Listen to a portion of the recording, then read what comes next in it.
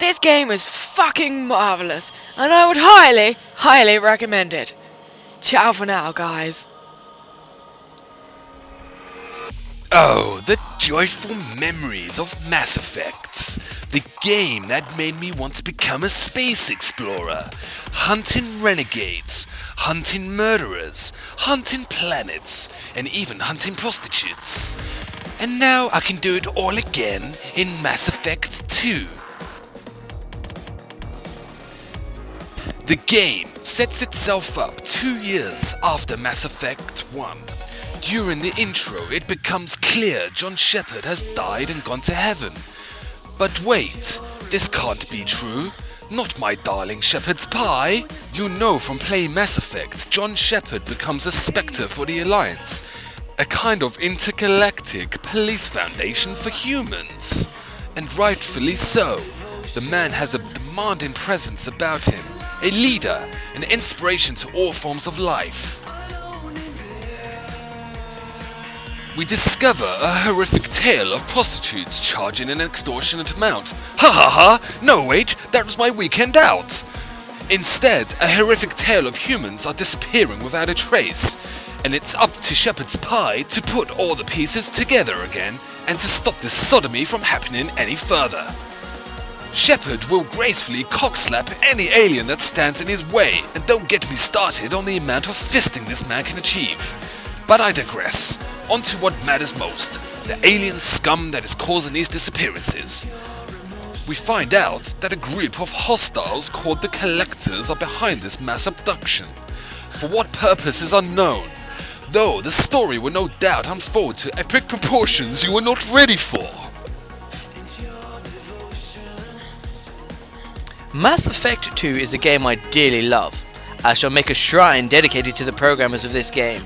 In the meantime, here's this. This game has so much variation. Every time you play the game it changes. Depending on what options you choose in the speech aspect of the game, you get a different experience, which extends the longevity very nicely. And note, the characters of this game, they each have a personality which is very believable and lifelike. Take for instance the elusive man. He establishes himself at the beginning of the game. He's the man responsible for resurrecting Shepard into a fresh, baking hot shepherd's pie. From that metaphor, Shepard is basically turned into an upgraded badass. You are treated to a movie-like experience which is better than watching an action movie, or top quality porn. In this game, you'll find a lot of sexual connotations and innuendos. This really sets its legs apart from any other game out there. Onto the gameplay where the game really shines. The sheer amount of exploring and NPCs in this game is phenomenal. You gain Paragon and Renegade points, which in turn advances the options in your speech menus. I like this fact you are given various speech options to choose from, as this gives you a unique and personal experience which other games lack. Sure, the amount of talking may put some players off, but you are able to give direct answers and questions to quickly advance through the main game if you wish. But this really isn't what you should be doing, in my opinion. Credits to the voice actors, they deliver a great experience which adds to the movie-like feel. You are often reminded on board of the Normandy ship to talk to your allies to open up side quests. You must explore different planetary locations to build up your team. You must find and hire some of the best people in their respective fields. Some are grotesque, but highly strong, and some are rather tasty indeed.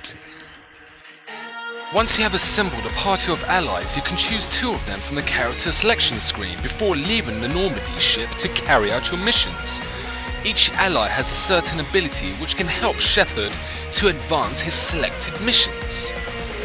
When in battle, you can go completely commando and use your heavy machine guns and such alike. But you also have the option to use biotech weapons, kind of like Star Wars Fiasco. You can hurl enemies into the air with biotech. There are literally all kinds of biotech to choose from. You will find that you can upgrade this technology with new biotech weaponry and upgrading their strength in usage. The incredible amount of options available mixed with heavy gun weaponry makes the battle moments very fun and intense.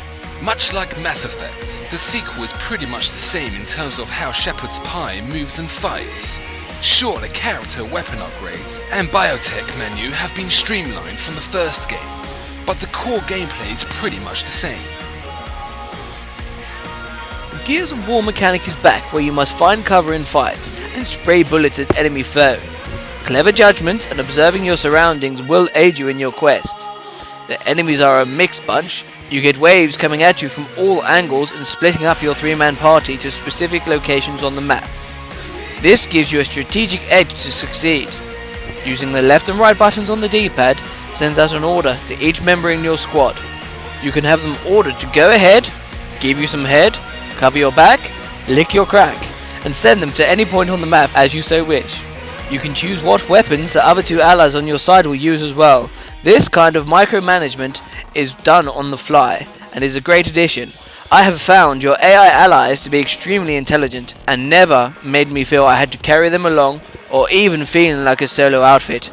This game feels like you're at war. The upgrade system is simple to get the hang of. As you travel to different planetary worlds, you will either find your upgrades scattered at different areas or you can buy upgrade from the market type stores. You'll be able to use credits to purchase upgrades, some being extremely expensive, others not so much. Once on board the Normandy, you can review your upgrades and apply them accordingly. You'll be aware that credit points aren't the only way of redeeming upgrades. By exploring planetary bodies in the galaxy systems, you are then given a search radar which you can rotate around the planet. Next to this is a graphic chart which displays a graph to various mineral types. Once you have found a rich element, your graph will begin to spike violently, letting you know to launch out a probe to that location. In return, you get points sent to respected minerals, such as platinum, element 0, and so on. Each upgrade you acquire will need specific elements in order to successfully advance an upgrade. This RPG aspect is both rewarding and highly addictive. Now we are beginning to get into puberty stage with current generation computers. Be it the 360 or PS3, developers are really pushing the hardware. I was always impressed with Mass Effect, and to no surprise Mass Effect 2 has been upgraded, not with credits or mineral elements, but by an incredible team at BioWare. They've created a beautiful universe. As I travelled halfway through the game, I began to wonder how on earth, how in daisies BioWare achieved this. And by the end of the game, I was in love. This is simply graphic porn. The draw distances in some places is just stunning. I'm amazed at how well this has been executed. From the hostile to lush vibrant environments, the detail never drops an inch. Character models are beautiful as well. They have stunning high-resolution textures which at times look photorealistic. And look how far curvature has progressed. So far, this game is the greatest looking game I've ever played on a home console. This is by far the greatest looking game I've ever seen on the Xbox 360. And I don't know if we'll ever see a game quite as good looking as this. Maybe we will, who knows. On to the conclusion. I realise I haven't gone through every aspect of what Mass Effect 2 has to offer, but that would take me a very long time. Rest assured, the amount of things to discover in Mass Effect 2 will have even the most dedicated of gamers struggling to complete it 100%. This game is just like my weekend in Amsterdam. Amazing and great value for money. This has to be one of the greatest games on the Xbox 360. Not only is replay value very high, the world of Mass Effect sucks you in completely. The lead character makes this game what it is.